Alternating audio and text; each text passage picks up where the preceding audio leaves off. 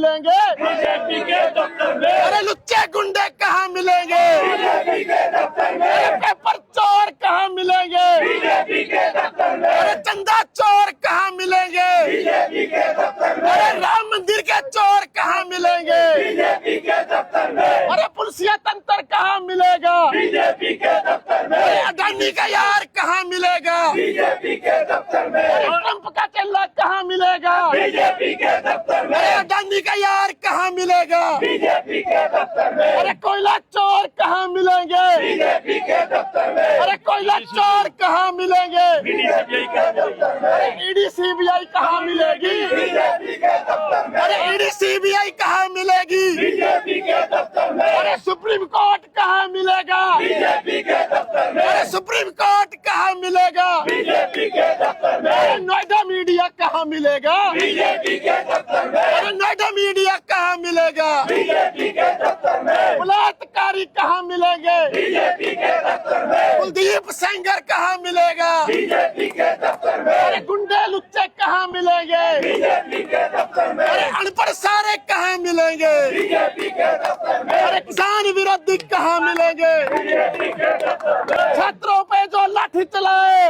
सरकार निकम्मी है, भगवान का चंदा चोरी करे जो, सरकार निकम्मी है, अरे भाई जो सरकार निकम्मी है, सरकार निकम्मी है, अरे जो सरकार निकम्मी है, जो सरकार निकम्मी है, सरकार निकम्मी है, पेपर लीक रोक न सके जो, सरकार निकम्मी है।